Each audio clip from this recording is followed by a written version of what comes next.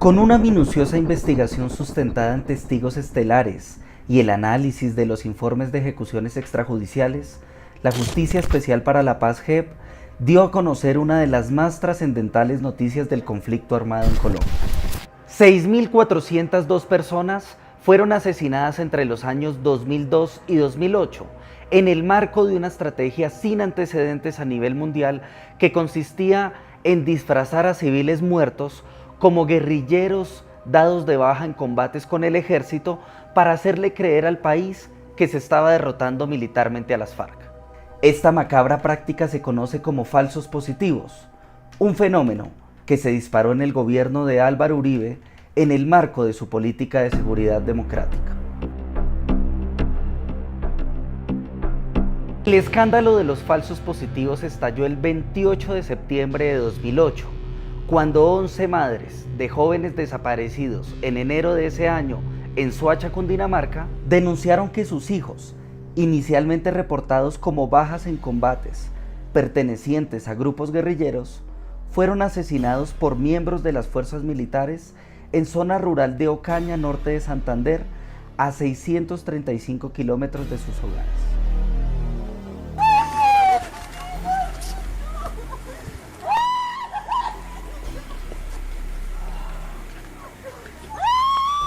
Y allí, llegando a la Fiscalía de Ocaña, llegué a las 9 de la mañana y el fiscal me pregunta que por quién voy. Yo dije que por Fair Leonardo Porras Bernal. Soltó la risa y dijo: ah, ¿usted es la madre del jefe de la organización narcoterrorista?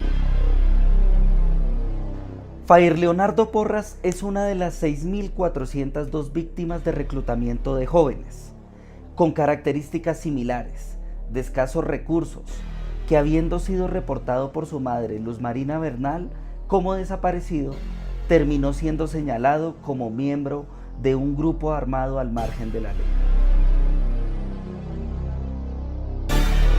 Las víctimas reclutadas eran engañadas con la promesa de salarios de 800.000 pesos para labores no especificadas. Las ejecuciones extrajudiciales llevaron al gobierno nacional a convocar una rueda de prensa un mes más tarde, el 29 de octubre de 2008, en donde el presidente Álvaro Uribe y el ministro de Defensa Juan Manuel Santos aparecieron con la cúpula militar para anunciarle al país que creaban una comisión para investigar estos delitos al interior de las fuerzas militares. El Ministerio de Defensa instaló una comisión investigadora. Se tomó la decisión primero, como en casos anteriores, y recuerdo el caso de Jamundí, de que ese caso, debe ser conocido en materia penal exclusivamente por la justicia ordinaria. El primero en defender la política de seguridad democrática fue el ministro Santos, quien se hizo adelante del general Mario Montoya Uribe, uno de los más sanguinarios oficiales del ejército que hoy está sometido a la JEP, precisamente por estos presidencial José Obdulio Gaviria, para explicarle estos hechos, pero no sirvió para nada. Tenemos que decir que ningún servidor público nos quiso recibir las denuncias.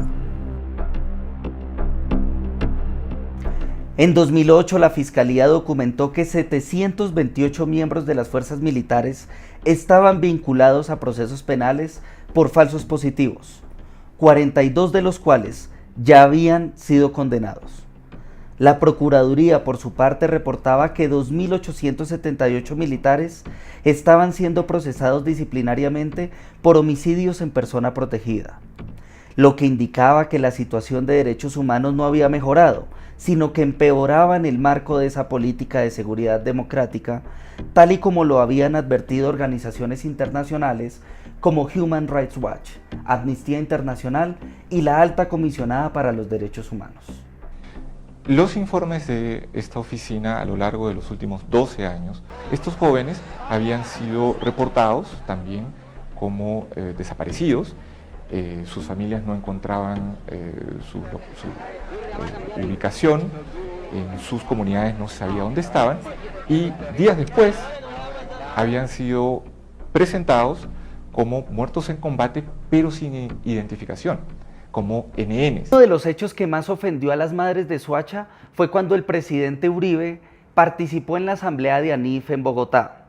Allí el mandatario dijo que los jóvenes desaparecidos habían sido abatidos en combates y no ajusticiados por el ejército. En febrero de 2010, casi 2 años después de estallar el escándalo de los falsos positivos, el presidente Álvaro Uribe recibió en la Casa de Nariño a las madres de Soacha.